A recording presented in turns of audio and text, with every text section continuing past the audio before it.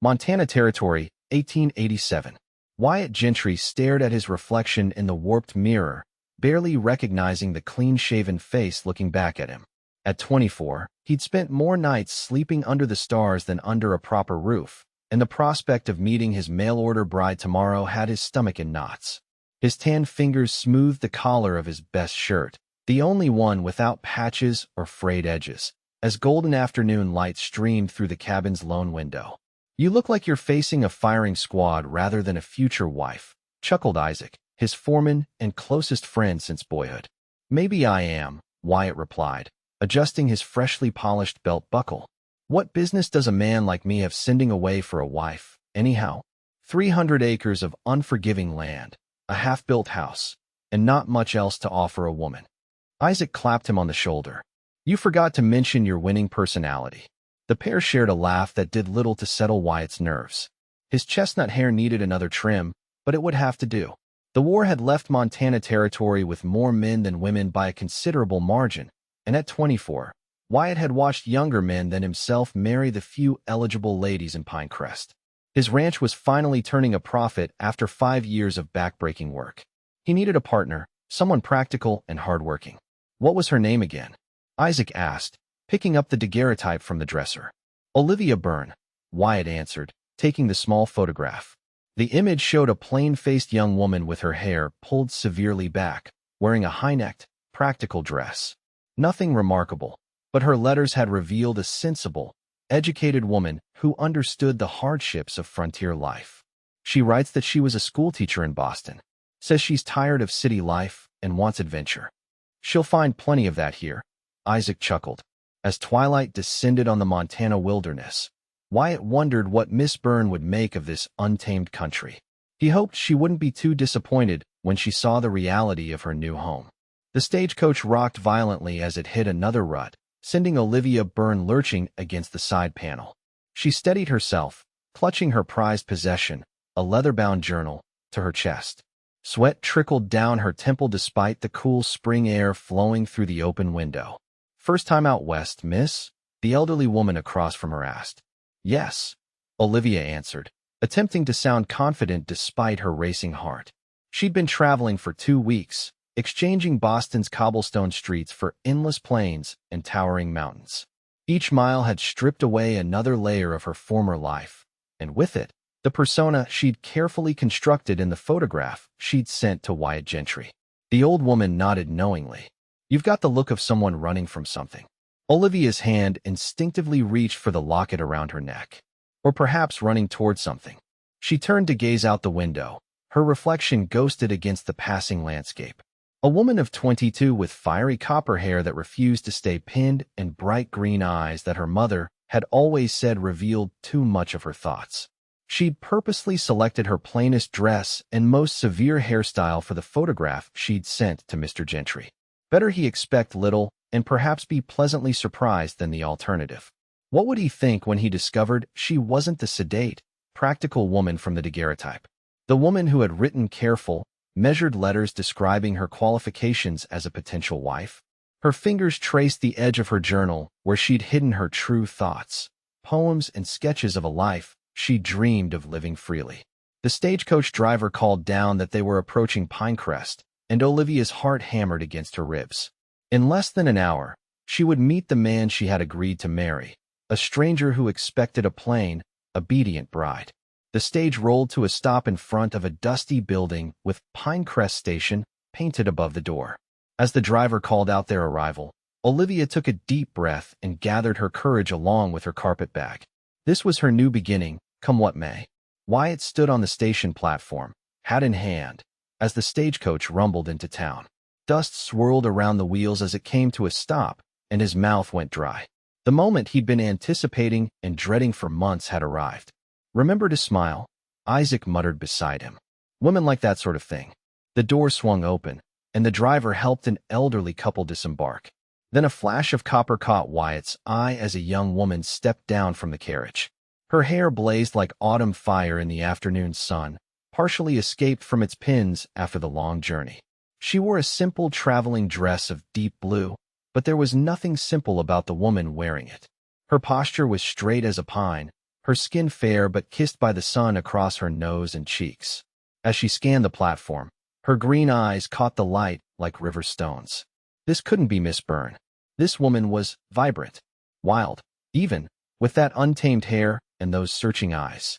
"Mr. Gentry," she called, her voice carrying a hint of an Eastern accent. Wyatt felt rooted to the spot until Isaac elbowed him sharply in the ribs. He stepped forward, hat clutched in nervous fingers. "Miss Byrne," she nodded, a tentative smile touching her lips. "Olivia Byrne. I believe you were expecting me." Expecting her? He'd been expecting a plain, practical schoolteacher, not this striking woman who seemed to radiate energy despite the exhaustion of travel. She extended her gloved hand, and he took it automatically, feeling the delicate bones beneath the fabric. "Welcome to Pinecrest," he managed. "I'm Wyatt Gentry." "You look different from your description," she said, studying his face with undisguised curiosity. A laugh escaped him unexpectedly. "I could say the same about you, Miss Byrne." A hint of wariness crossed her features. "Is that disappointing?" The question hung between them as the stagecoach driver unloaded her trunk. Wyatt realized with a start that he was still holding her hand. He released it quickly, clearing his throat. "No, ma'am. Not disappointing at all." He gestured toward his wagon. "Shall we? It's a fair ride to the ranch." As he lifted her trunk into the wagon bed, Wyatt caught Isaac's amused expression and pointed stare. His friend mouthed, "Wild beauty," with raised eyebrows before tipping his hat to Olivia and mounting his horse. The ride to the ranch was filled with strained attempts at conversation. Wyatt pointed out landmarks, the new schoolhouse, the boundaries of neighboring properties, the distant mountains that marked the edge of his land. Olivia asked thoughtful questions about cattle prices and water sources that reminded him of her letters, but there was something else beneath her carefully chosen words, a spiritedness that hadn't come through on paper. "Your letters mentioned you were a schoolteacher," he said as they crossed a shallow creek. "What made you leave Boston?" She was quiet for a moment, watching an eagle soar overhead. "Teaching was expected of me, not chosen. As for leaving Boston," her voice trailed off. "Let's just say there are some expectations a person cannot meet without losing themselves entirely." The cryptic answer hung between them as they crested a hill, revealing the Gentry ranch spread out before them. The main house stood half complete, but already substantial with its stone foundation and timber frame. Several outbuildings clustered nearby, and beyond them, cattle dotted the grassland that stretched toward distant mountains. "It's beautiful," Olivia whispered, and the genuine awe in her voice made something in Wyatt's chest unfurl. "It's not much yet," he said, suddenly self-conscious about the unfinished state of everything. "The house needs work." "It has possibility," she interrupted, her eyes bright. "That's worth more than perfection." As they approached the house, Wyatt noticed she was clutching a leather-bound book to her chest. "What's that you're holding on us so tightly?" A flush crept across her cheeks. "Just a journal. Silly thoughts and sketches mostly." "You draw?" "Not well," she admitted with a self-deprecating smile. "But it helps me see things more clearly sometimes." Before he could inquire further, they arrived at the house. Mrs. Hoffman, the widow from town who had agreed to chaperone until the wedding, emerged from the front door. Olivia would stay in the completed portion of the house with Mrs. Hoffman, while Wyatt would bunk in the barn until after they were married, assuming Olivia still wanted to marry him once she'd seen the reality of ranch life. As he helped her down from the wagon, their eyes met, and for a moment, Wyatt couldn't breathe. What had he gotten himself into? This woman with her fire-bright hair and hidden depths was nothing like the practical bride he'd imagined. And yet, as she turned to take in her new surroundings with undisguised curiosity, Wyatt realized that perhaps what he'd imagined wasn't what he needed after all. 3 days after her arrival, Olivia sat on the front porch, sketching the sunrise as it painted the distant mountains. She'd risen before dawn, unable to sleep in the unfamiliar bedroom that still smelled of fresh-cut pine. Mrs. Hoffman slumbered inside, her soft snores a rhythmic backdrop to the morning birdsong. The ranch was coming alive around her, cowboys emerging from the bunkhouse, horses nickering in the corral, and somewhere in the distance, the low bellowing of cattle. This world was so different from Boston's crowded streets and stifling parlors. She sometimes had to remind herself she wasn't dreaming. The sound of boots on the porch steps made her close her journal hastily. Wyatt appeared, already dressed for the day's work, surprise evident in his blue eyes when he spotted her. "You're up early," he said, removing his hat. His chestnut hair was tousled, and the early light caught golden highlights she hadn't noticed before. "I wanted to see the sunrise," she explained, gesturing toward the mountains. In Boston, buildings blocked the horizon. Here, it feels like the sky goes on forever. He leaned against the porch railing, studying her with those thoughtful eyes that seemed to see more than she intended to reveal. "Did you sleep well?" "Well enough," she lied. In truth, she'd lain awake for hours, wondering if she'd made a terrible mistake. Wyatt Gentry was not what she'd expected, not the older, settled rancher she'd imagined from his letters. Instead, he was young, barely older than herself, with a quiet intensity that unsettled her. His hands bore calluses from hard work, yet he handled her belongings with unexpected gentleness. "I thought perhaps today I might show you around the property," he offered. "If you're to be mistress of this ranch, you should know what you're getting yourself into." There it was, the unspoken question that had hung between them since her arrival. They were to be married in 2 weeks, yet neither had mentioned it directly since she'd stepped off the stagecoach. "I'd like that," she said, meeting his gaze steadily. After breakfast, with Mrs. Hoffman's blessing, they set out on horseback. Olivia had hidden her surprise when Wyatt led her to a gentle mare with a side saddle, rather than assuming she couldn't ride astride. Her father had insisted his daughters learn proper riding, though they rarely had opportunity for it in the city. "The original homestead's just there," Wyatt explained as they rode, pointing to the remains of a small cabin nearly swallowed by tall grass. "My father built it when he first claimed the land. Started with 50 acres and a dream." "And now?" she asked, guiding her mare alongside his stallion. 340 acres. 100 head of cattle. It's small compared to some spreads, but the water rights make it valuable." They rode along a clear stream that cut through the property, stopping at a stand of cottonwoods where the water pooled into a small pond. Dismounting, Wyatt helped her down, his hands firm at her waist. The contact was brief, but left her flustered. "This is my favorite spot on the whole ranch," he said, seemingly unaware of her reaction. "Found it my first day here and knew this was where I'd build eventually." "It's perfect," she agreed, taking in the sheltered location with its view of both the mountains and the rolling grasslands. "Why didn't you build the house here instead of closer to the road?" A shadow crossed his face. "My father had already started the foundation at the current site before he died. Seemed wrong to abandon it." "I'm sorry," she said softly. "Your letters mentioned he passed, but not how recent it was." 3 years now. He skipped a stone across the pond's surface. "Left Boston when I was 19 to help him work the ranch. He died a year later. Heart gave out while we were branding cattle." "And your mother?" "Never came west. She remarried in Boston after they separated. I haven't seen her since I was 16. The admission revealed more about Wyatt than all his letters combined. Olivia ventured closer, her skirts brushing the wildflowers that dotted the grass. "My mother died when I was 12, she offered. "My father raised 3 daughters on a professor's salary and rigid principles. She stopped abruptly, unwilling to share the real reason she'd fled Boston. Wyatt turned to look at her, the question clear in his eyes. What? He had very specific ideas about what was proper for young ladies, she said carefully. Teaching was acceptable. Marrying well was expected. Independence was not. Is that why you answered my advertisement? To escape your father's expectations?" The directness of his question caught her off guard. "Partly," she admitted, "but also because your letters spoke of building something. Creating a life, not just existing in one." He studied her for a long moment, the morning sun illuminating his features, the straight nose, the determined set of his jaw softened by surprisingly full lips, the intensity in his blue eyes that made her feel both seen and exposed. "Can I ask you something, Miss Byrne?" "Please, call me Olivia," she said. "If we're to be married, formality seems unnecessary." A small smile touched his lips. "Olivia, then, why did you send a photograph that looks nothing like you?" Her cheeks warmed under his scrutiny. "The same reason you described yourself as a settled rancher of moderate means rather than a young man building an empire from scratch. We all present the versions of ourselves we think others want to see." "And what version of yourself are you showing me now?" he asked, stepping closer. The question hung between them, intimate and challenging. Before she could answer, hoofbeats approached, and they turned to see Isaac riding toward them at a gallop. "Wyatt," he called. Trouble at the North Pasture. Maitland's men are cutting your fence. The moment shattered.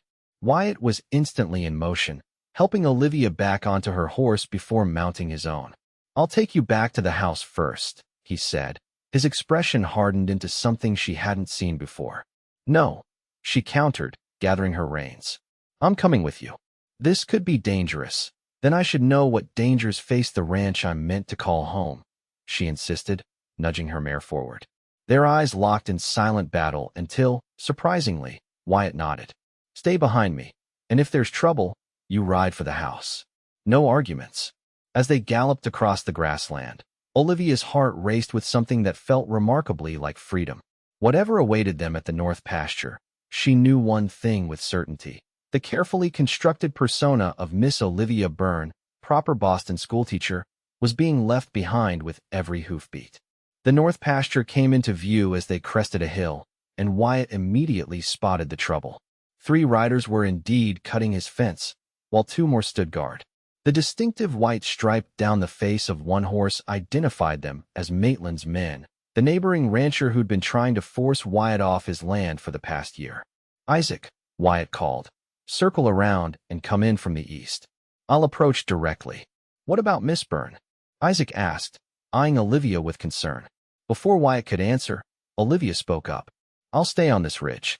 I can see everything from here. Wyatt wanted to argue, but recognized the determined set of her jaw. First sign of gunfire. You ride for town and find Sheriff Davis. Clear. She nodded, and something in her steady gaze steadied him in return. With a last look at her, copper hair caught by the wind against the blue sky, Wyatt rode toward the fence cutters, Isaac breaking off to flank them. As he approached, Wyatt kept his hand near his pistol but didn't draw. He'd learned that showing force often invited the same in return. Better to talk first, if possible. That's gentry property you're damaging, he called when he was within earshot. The men looked up, startled, then settled into defensive postures. A tall man with a pockmarked face stepped forward.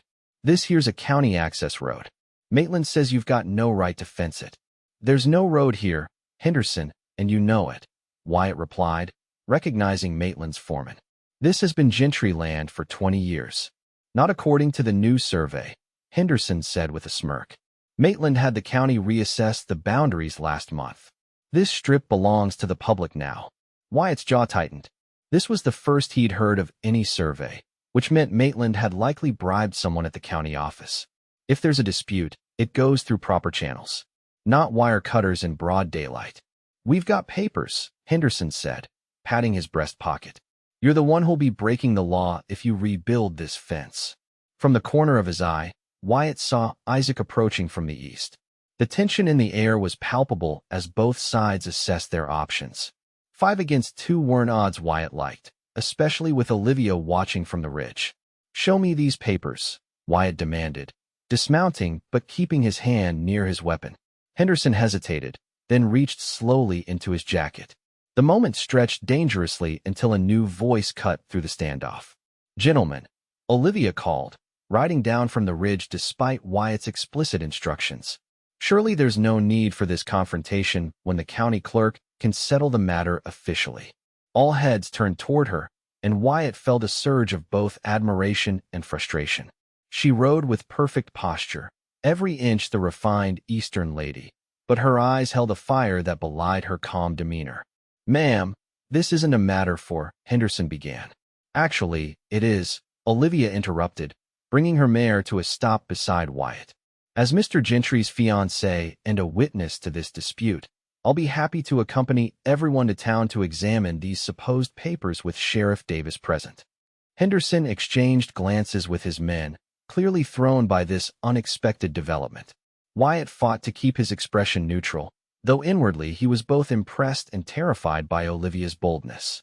Miss Byrne, Wyatt said carefully, perhaps you should. What an excellent suggestion, came a new voice as a well-dressed man rode up from the direction of Maitland's property. Though I don't believe we've had the pleasure, Miss Byrne.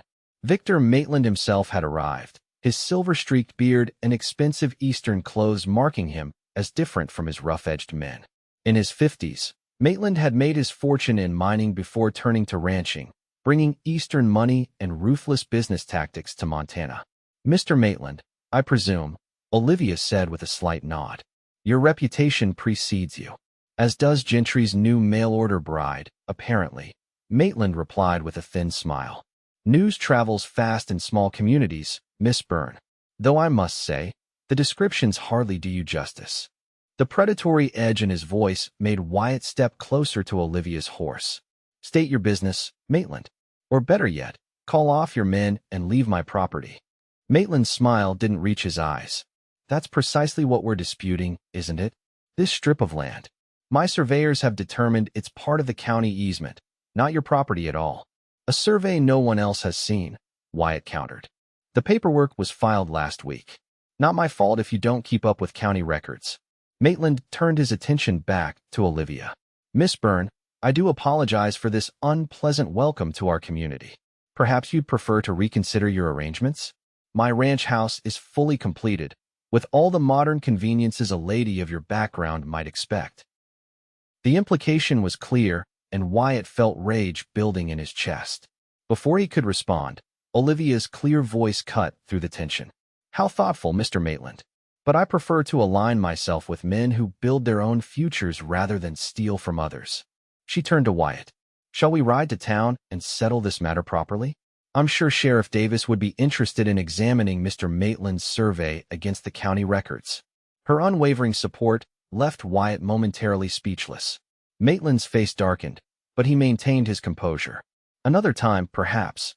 Henderson, we'll continue this discussion with the proper authorities. He tipped his hat mockingly. Miss Byrne, Gentry, I expect we'll be seeing more of each other. As Maitland and his men rode away, Wyatt turned to Olivia, equal parts admiration and exasperation in his expression. I told you to stay on the ridge. And leave you outnumbered? She countered. Besides, men like that respond to witnesses they can't intimidate.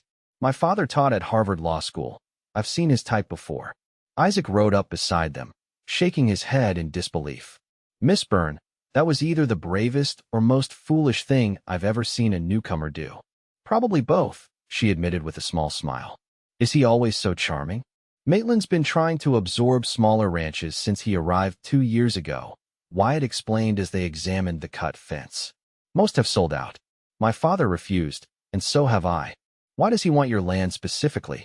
Olivia asked, dismounting to help gather the cut wire. Wyatt and Isaac exchanged glances. Water rights, Wyatt finally said. This property controls access to the best water source in the county. Maitland wants it for his cattle operation. And now he's resorting to false surveys and intimidation, Isaac added.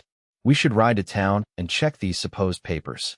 Wyatt nodded, but his attention was fixed on Olivia, who was examining the cut fence with a thoughtful expression. You don't have to involve yourself in this, he told her quietly. This dispute started long before you arrived. She looked up at him, determination clear in her green eyes. If I'm to be your wife, your battles are mine as well. Unless. Her confidence faltered for the first time. Unless you've reconsidered our arrangement after seeing the real Olivia Byrne. The question caught him off guard. Had he reconsidered? Certainly, but not in the way she feared. The woman before him, brave, quick-thinking, and utterly unlike the sedate schoolteacher he'd expected, was more than he'd dared hope for. The real Olivia Byrne just faced down one of the most dangerous men in the territory without flinching, he said softly. I'd say our arrangement is looking better by the minute. The smile that lit her face was like sunrise breaking over the mountains, radiant and full of promise. As they remounted to ride to town, Wyatt realized that the mail-order bride he'd expected and the wild beauty who had arrived were indeed worlds apart. And he wouldn't have it any other way. Sheriff Davis's office was cramped and overheated, despite the spring breeze coming through the open window. The lawman, a grizzled veteran of both the war and frontier justice, examined the survey papers with a skeptical eye while Wyatt and Olivia waited. These look official enough, Davis finally said, scratching his beard. Got the county seal and everything. They're forgeries, Wyatt insisted. That land has been part of the Gentry ranch since my father homesteaded it. Davis shrugged. Might be, but I can't prove it without checking against the records in Helena. That'll take a couple weeks, minimum. And in the meantime? Olivia asked, maintaining the composed demeanor that had impressed Wyatt during their confrontation with Maitland. In the meantime, I'd advise not rebuilding that fence section until we get this sorted, the sheriff said. Don't give Maitland any excuse to claim you're obstructing a county easement. Wyatt's fist clenched on his knee. So he cuts my fence, lets his cattle onto my grass, and I'm supposed to just accept it? I didn't say it was fair, Davis replied. Just what's legally safest. Maitland's got money and connections. You've got. He glanced between Wyatt and Olivia. Well, you've got grit, but that doesn't always win in a courtroom. As they left the sheriff's office, Wyatt's frustration was palpable. They walked in silence toward the general store where Isaac waited with their horses. There must be another solution, Olivia finally said. Someone who could verify the original property lines? Wyatt shook his head. The original surveyor died years ago. My father kept all the paperwork in the strongbox, but he stopped abruptly, eyes widening. What is it? Olivia asked. The strongbox. I haven't opened it since he died. Always figured it just held the deed, which I've already registered, but there might be more. Hope flickered as they hurried toward the general store. As they approached, Olivia caught sight of two women watching them from the millinery shop across the street. Their curious stares and whispered conversation made it clear they were the subject of town gossip. Your arrival has caused quite a stir, Wyatt said, following her gaze. Mail-order brides aren't uncommon out here, but most don't confront cattle barons on their first week, she finished with a small smile. Will it make things difficult for you? The gossip, I mean. He considered this as they reached their horses. People will talk regardless. Question is, does it bother you? Their eyes met, and Olivia felt that same fluttering in her chest that had caught her by surprise on the ridge. I didn't come west for a quiet life, she admitted, though I didn't expect quite this much excitement before the wedding. The mention of their impending marriage hung between them as they mounted their horses.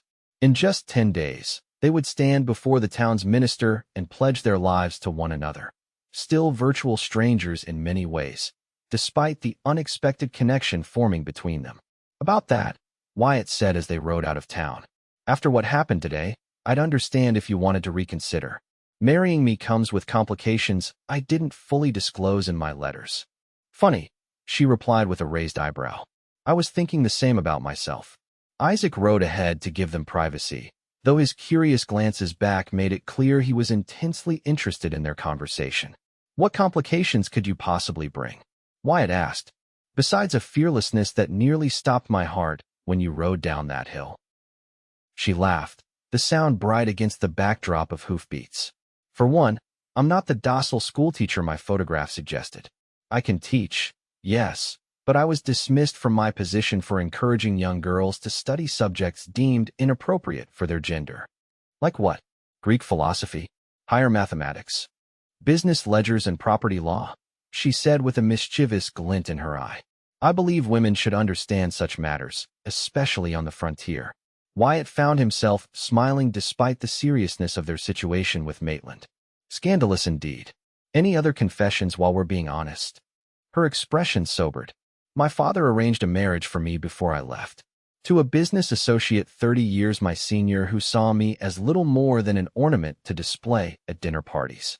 When I refused, he threatened to cut me off entirely.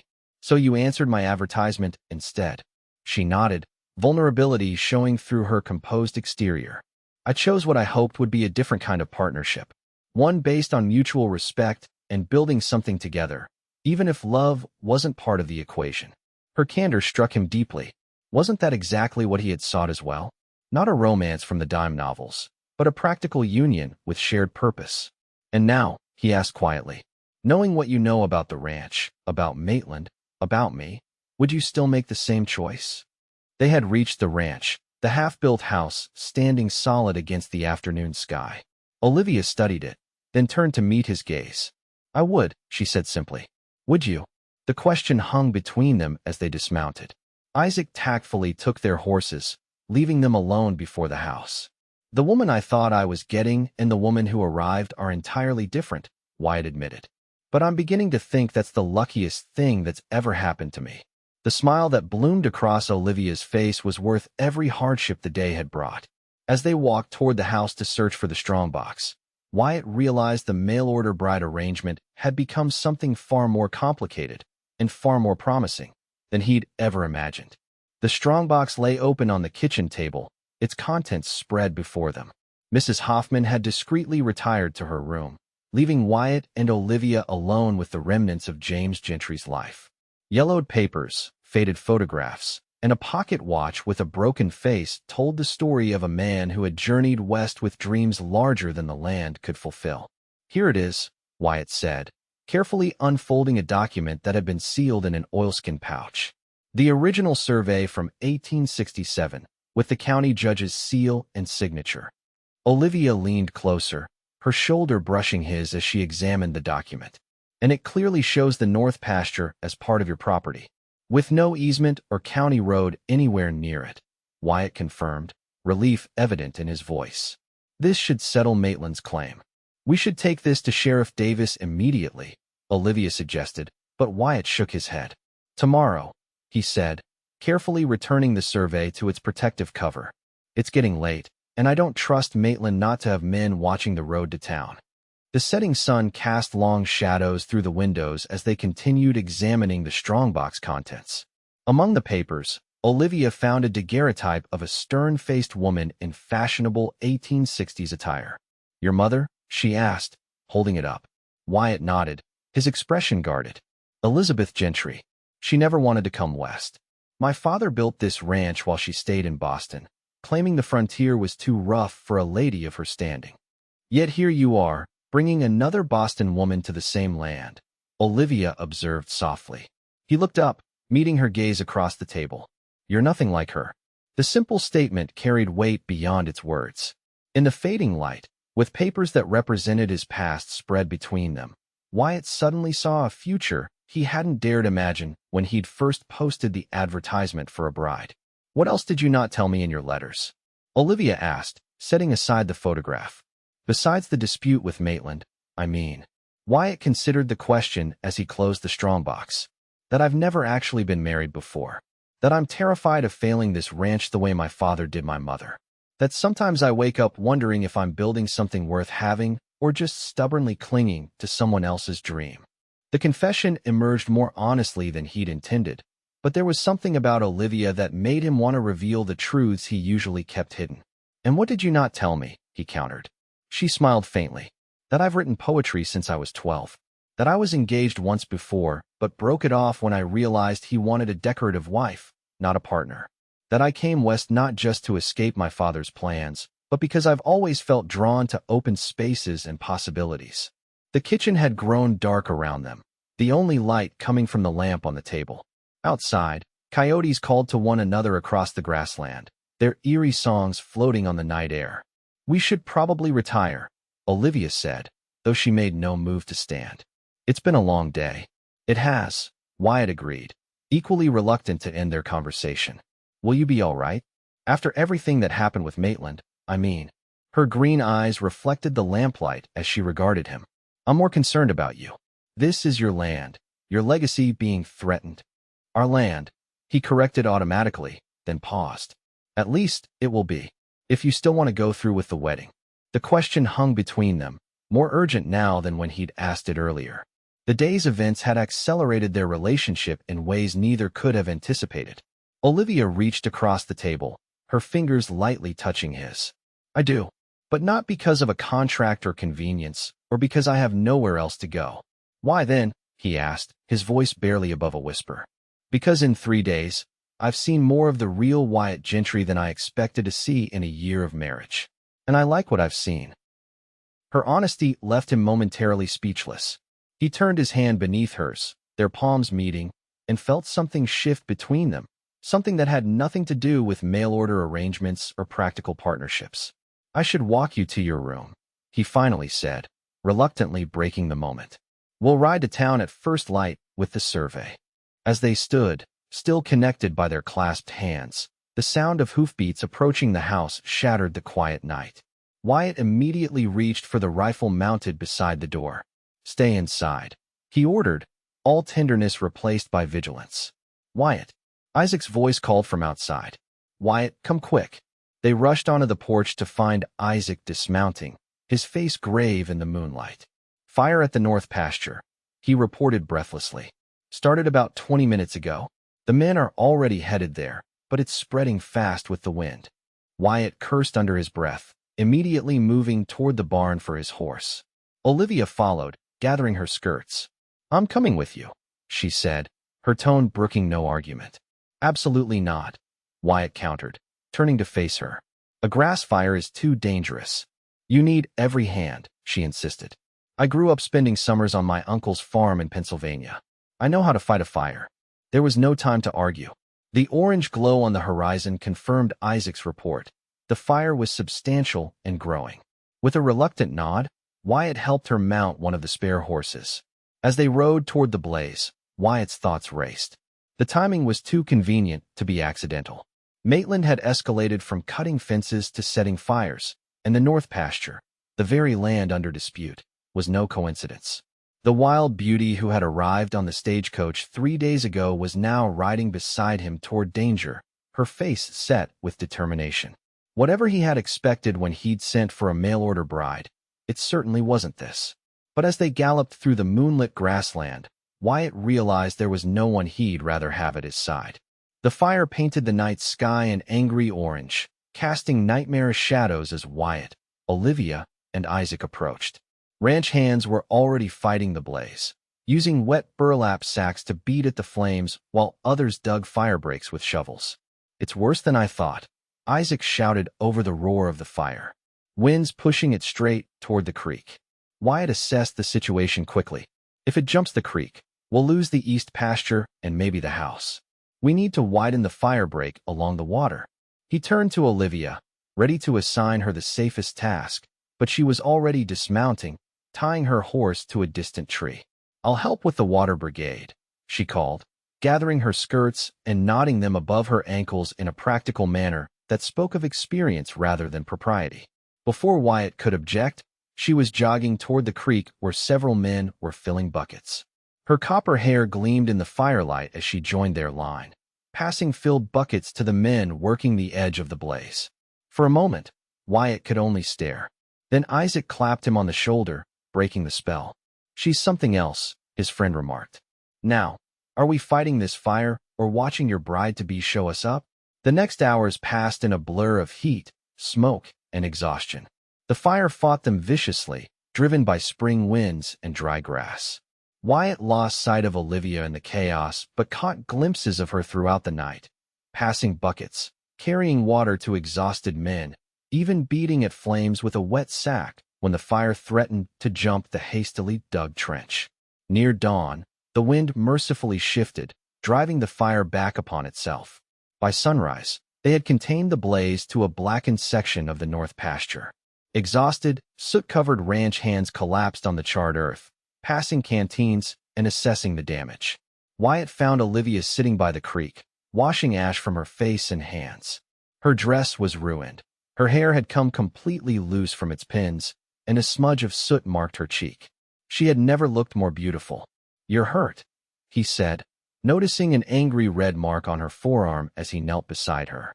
"Just a spark," she dismissed, though she winced when he gently took her arm to examine it. "How bad is the damage?" "We lost about 20 acres of good grazing land, but the fire never jumped the creek.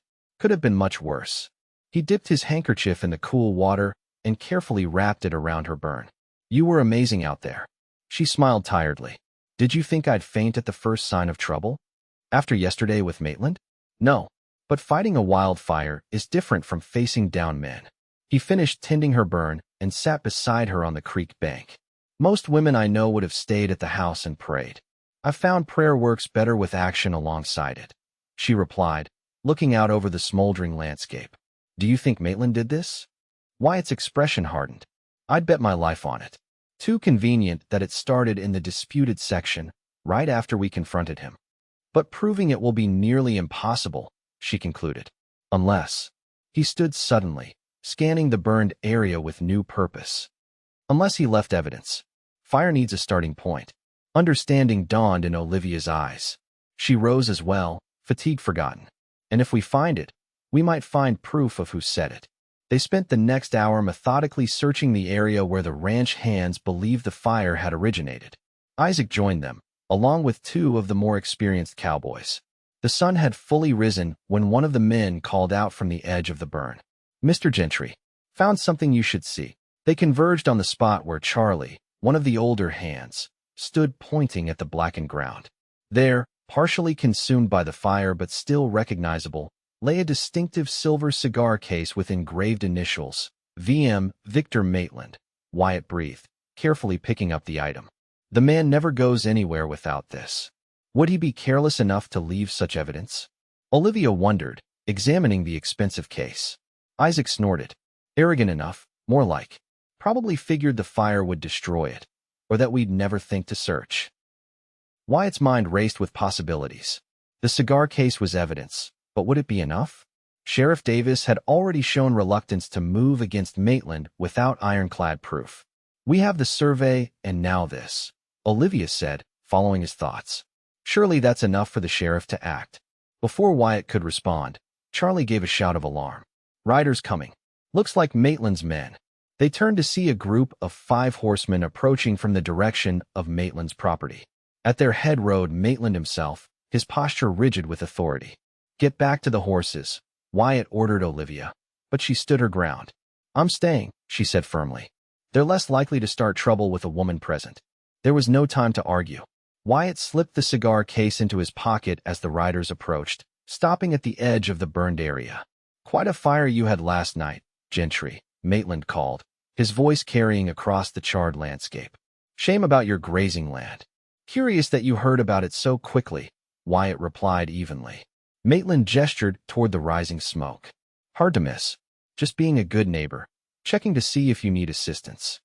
"The fire's out," Isaac said bluntly. "No thanks to you." Maitland's eyes narrowed slightly before shifting to Olivia. His expression changed to one of exaggerated concern. "Miss Byrne, you look exhausted. Fighting fires is hardly suitable work for a lady of your background." "I find that useful work is always suitable, Mr. Maitland," she replied coolly. "Though I wonder what brings a man like you out so early to inspect a neighbor's misfortune." A flash of something, annoyance, perhaps, or wariness, crossed Maitland's face before he masked it with a smile. "As I said, being neighborly. Also, I thought perhaps this unfortunate event might have you reconsidering your situation." "Meaning what, exactly?" Wyatt demanded. "Merely that Miss Byrne might prefer more stability than a struggling ranch can offer, especially one prone to such accidents." His gaze swept meaningfully over the burned pasture. "My offer remains open. Employment for you, Gentry, and more suitable arrangements for the lady." The implication was clear, and Wyatt felt rage building in his chest. Before he could respond, Olivia stepped forward, her chin raised despite the exhaustion evident in her posture. "Mr. Maitland, your concern is noted but unnecessary. As for your offer," she smiled thinly, "I've never been interested in suitable arrangements made by men who think they know what's best for me. Now, if you'll excuse us, we have work to do." For a moment, Maitland looked genuinely taken aback. Then his expression hardened into something far more dangerous. "You may regret that decision, Miss Byrne. The frontier can be unforgiving to those who make the wrong alliances." "Is that a threat?" Wyatt asked quietly. Maitland adjusted his gloves with deliberate care. "Simply an observation. Good day to you both." He turned his horse, then paused. "Oh, and Gentry, you haven't seen a silver cigar case, have you? Seems I misplaced it recently." The weight of the case in Wyatt's pocket felt suddenly heavier. "Can't say that I have. If I find it, I'll be sure to return it." With the sheriff present, something dangerous flashed in Maitland's eyes before he nodded curtly and led his men away. When they were out of earshot, Isaac let out a low whistle. "He knows we found it," he said. "Must have realized it was missing and came to retrieve it before we could." "Which means he's worried," Olivia observed. "We need to get to Sheriff Davis immediately." Wyatt looked at the retreating figures, then at the burned pasture, and finally at Olivia, exhausted, soot-covered, and more magnificent than any woman he'd ever known. In that moment, he made a decision. "Isaac, take 3 men and ride to town. Get the sheriff out here to see this for himself, and bring that survey from the strongbox. I'm taking Olivia back to the house." But Olivia began to protest. "You're exhausted and injured," Wyatt said gently. "And Maitland just made it clear he sees you as a pawn in this fight. I won't risk your safety." Something in his tone must have convinced her, for she nodded reluctantly. As they mounted their horses, Wyatt caught Isaac's questioning look. "There's something else I need to do," he explained quietly. "Something that can't wait." Understanding dawned in his friend's eyes. With a knowing nod, Isaac gathered the men and headed toward town while Wyatt and Olivia rode toward the ranch house. The morning sun had burned away the last wisps of smoke as they crested the hill overlooking the Gentry property. Despite the night's danger, the main buildings stood untouched, bathed in golden light. They rode in companionable silence, both too exhausted for conversation. As they approached the house, Mrs. Hoffman rushed out to meet them, her face creased with worry. "Thank the Lord you're both safe. I've been beside myself with worry all night." She helped Olivia down from her horse, plucking over her burned arm and ruined dress. "Into the house with you, Miss Byrne. A hot bath and clean clothes are what you need." "I'll see to the horses," Wyatt said, taking Olivia's reins. Their eyes met briefly before Mrs. Hoffman whisked her away, and in that glance was an understanding that transcended words.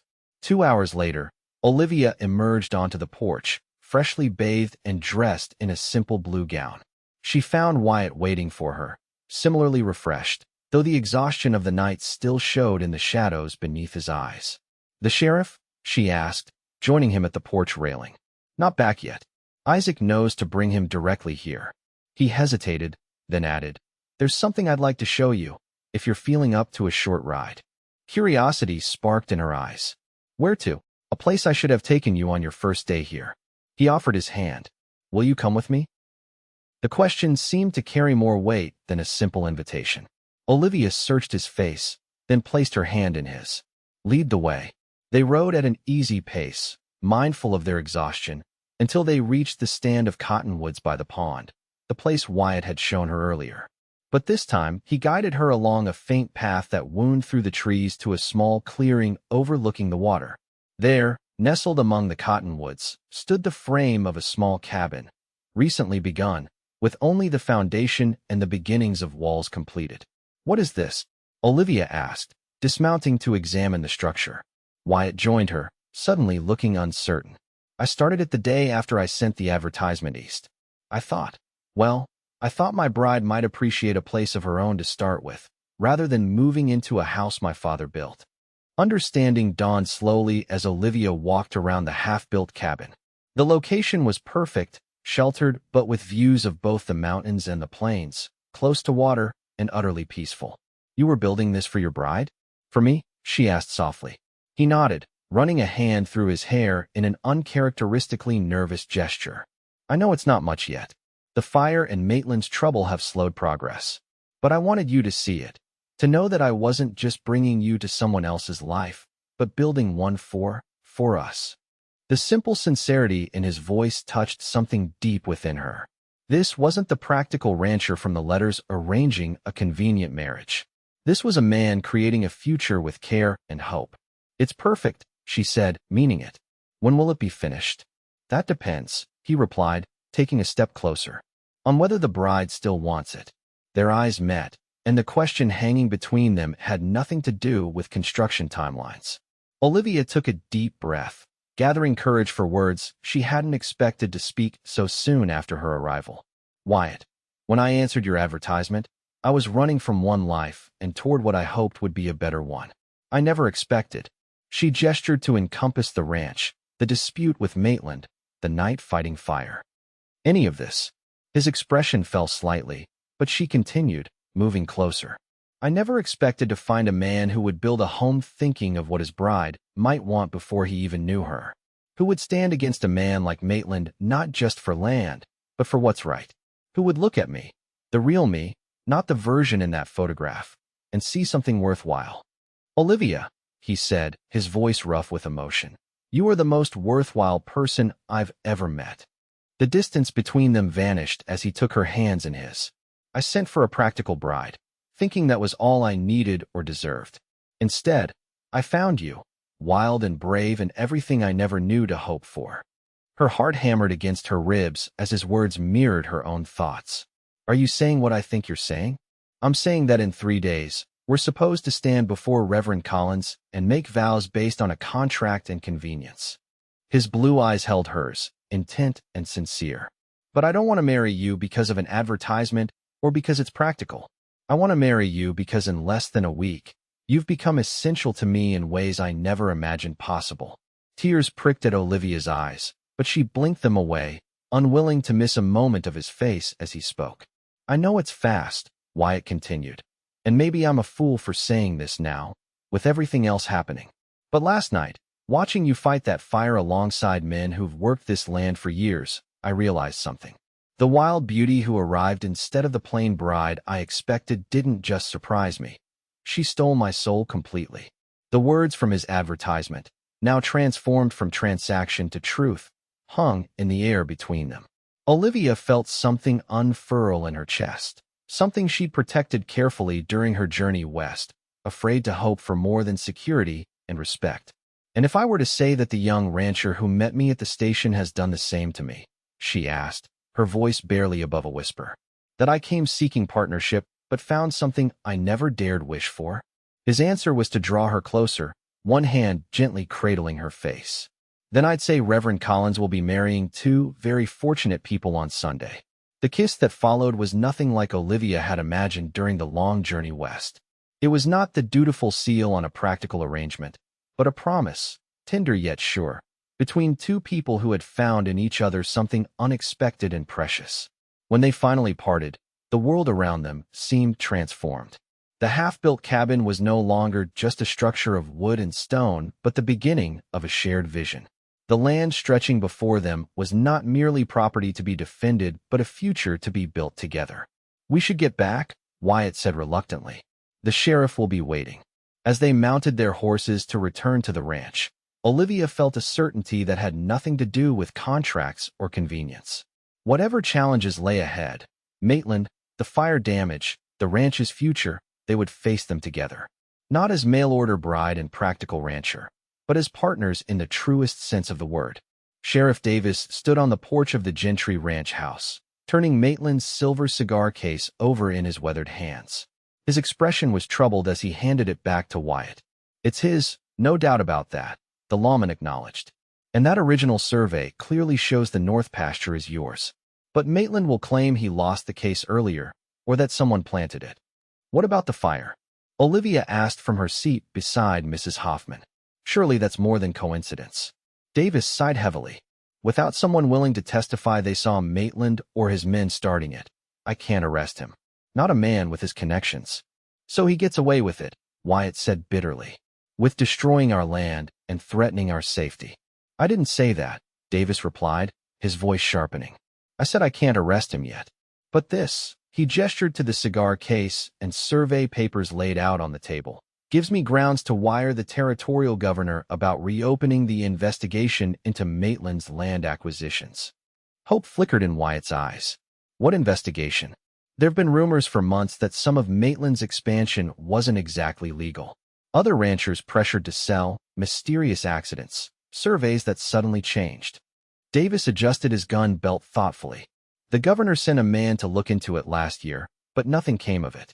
With this evidence of tampering on your property, I can request they reopen the case. How long will that take? Isaac asked from his position by the door. Week or two for the wire to get through and a response to come back. Maybe a month before anyone arrives. Davis looked apologetically at Wyatt. In the meantime, I'd advise keeping extra men on watch. Maitland's not likely to take this lying down. After the sheriff departed, a somber mood settled over the gathered group. The ranch hands who had fought the fire all night were resting in the bunkhouse.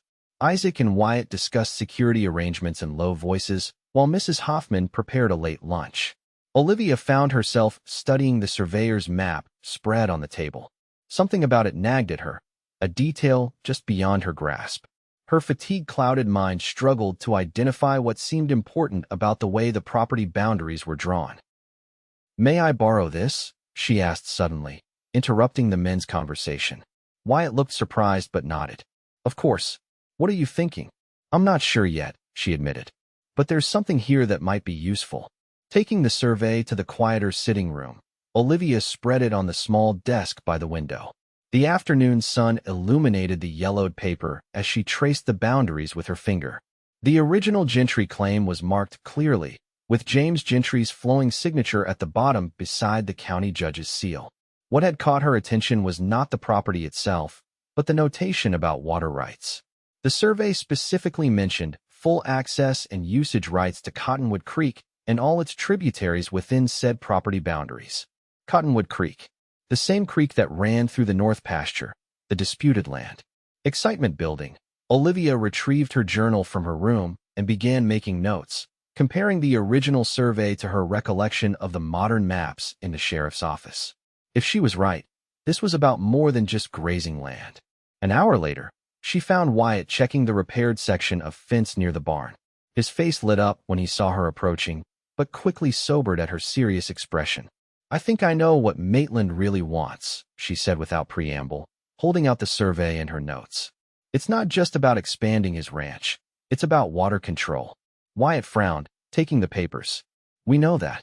The water rights make our property valuable. Not just valuable, essential." She pointed to her notations. "Look at these newer boundary markings compared to the original survey. Maitland has systematically acquired every property that controls water access in the county except yours. If he gets your north pasture with Cottonwood Creek running through it, he controls all the water sources." Wyatt finished, understanding dawning. He could charge whatever he wanted for access. Force smaller ranchers out completely. Exactly. Olivia's eyes gleamed with the thrill of discovery. "And there's more. Your father's survey specifically mentions all tributaries. One of those tributaries runs underground through Maitland's eastern property. If the original water rights are upheld, then Maitland's been illegally restricting that water flow to his neighbors," Isaac said, joining them. "No wonder he's been so desperate to get this land." The implications were staggering. This wasn't just about one property dispute, but potentially dozens of illegal acquisitions and water rights violations that affected the entire county. "We need to get this information to Sheriff Davis," Wyatt said decisively. "This could be enough to convince the governor to send someone immediately, not in a month." As they hurried toward the house to prepare for another trip to town, Olivia felt a renewed sense of purpose.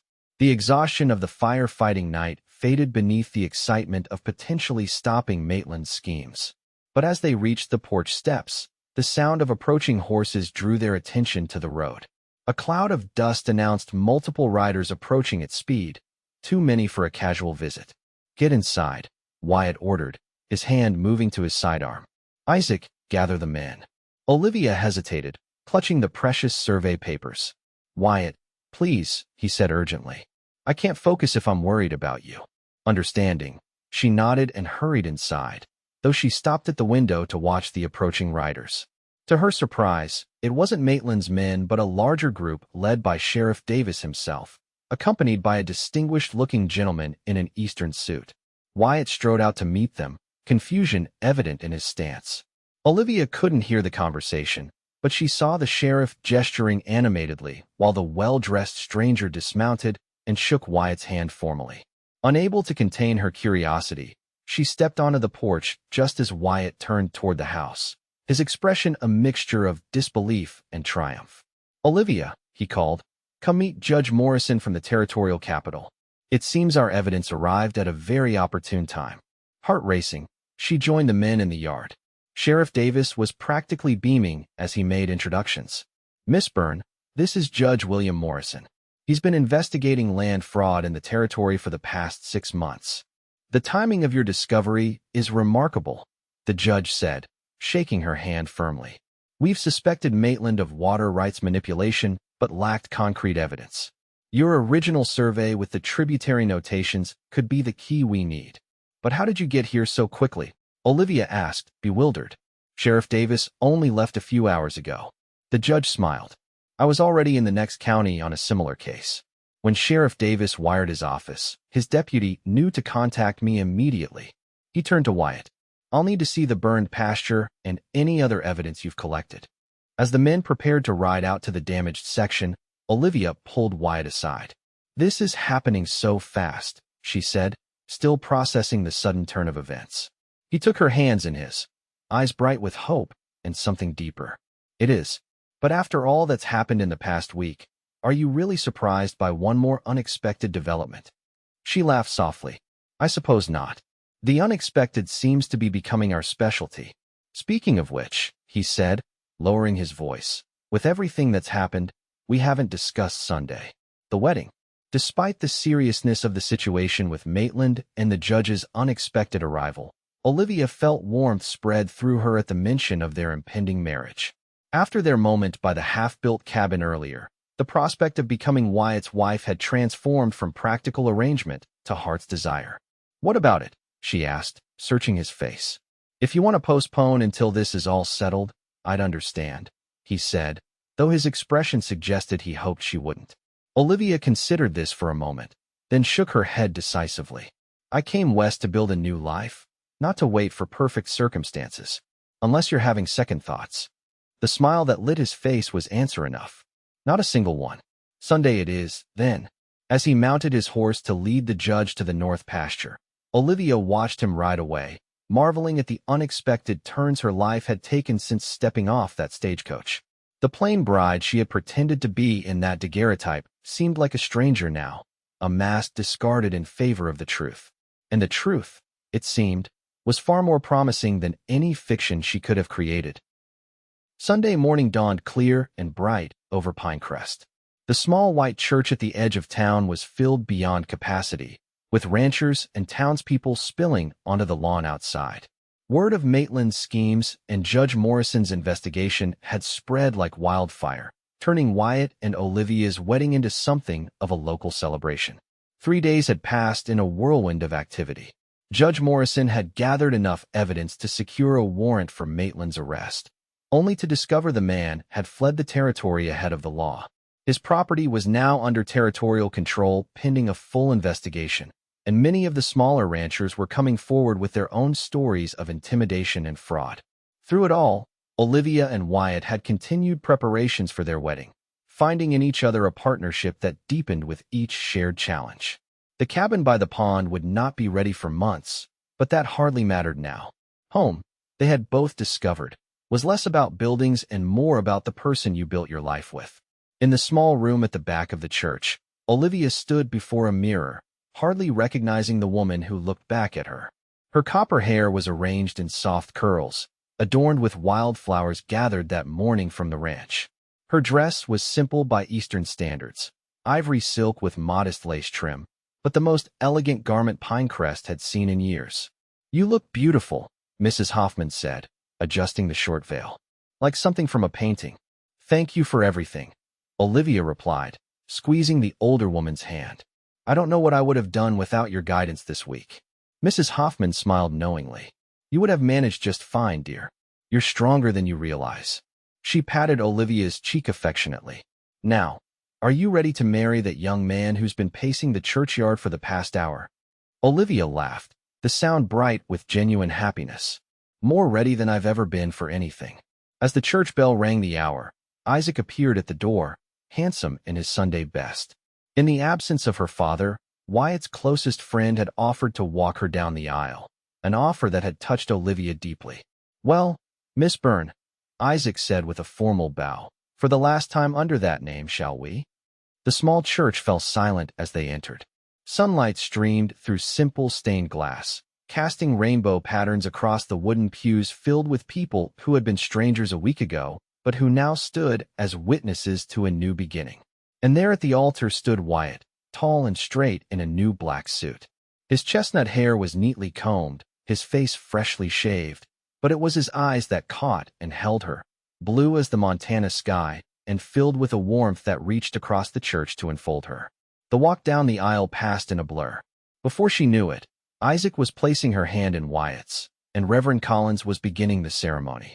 Dearly beloved, the minister intoned, we are gathered here today to join this man and this woman in holy matrimony.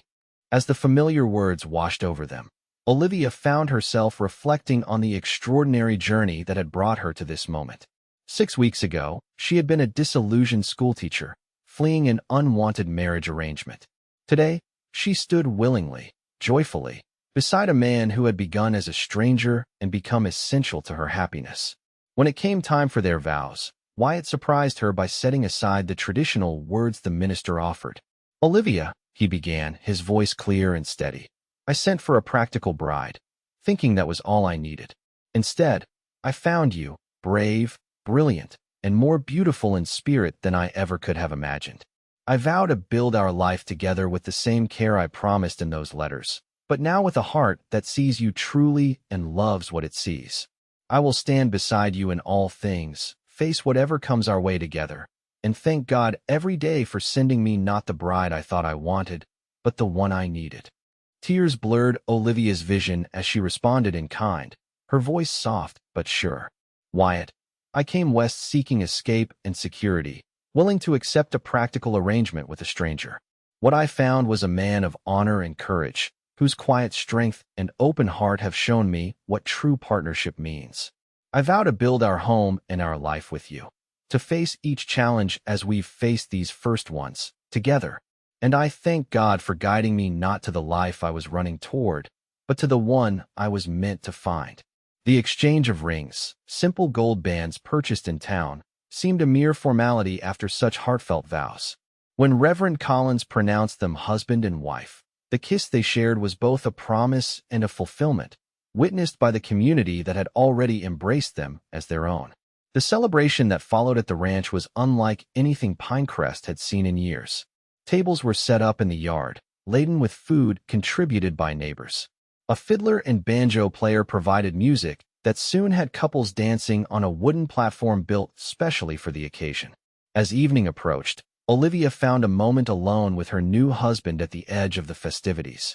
They stood watching the sunset paint the mountains in shades of gold and purple, his arm around her waist, her head resting against his shoulder. "Mrs. Gentry," Wyatt said softly, testing the sound of her new name. "How does it feel?" "Like coming home," she replied honestly. "Though I never imagined home would include fighting fires, unmasking land schemes, and marrying a man I've known for exactly 1 week."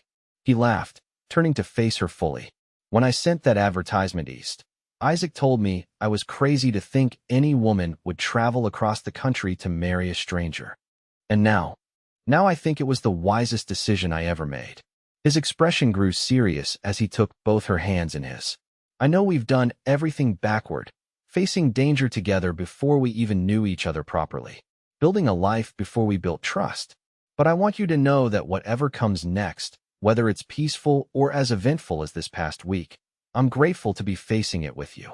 Olivia reached up to touch his face, marveling at how dear his features had become to her in so short a time. "The truth is, Wyatt Gentry, I think we've learned more about each other in these 7 days than most couples learn in years of courtship." "Is that so?" he asked, drawing her closer. "And what have you learned, Mrs. Gentry?" "That sometimes the most unexpected journeys lead to exactly where you're meant to be," she said softly. "And that a wild beauty and a practical rancher might just be perfectly matched after all." As he lowered his lips to hers, the setting sun bathed them in golden light. Two figures standing at the beginning of a shared path, their future stretching before them as vast and promising as the Montana sky. Neither the practical bride he had expected nor the proper schoolteacher she had pretended to be could have imagined this outcome. But as Wyatt held Olivia close under that endless sky, both knew with absolute certainty that they had found something far more precious than either had dared to hope for. A love born of courage, forged in fire, and destined to grow stronger with each passing day.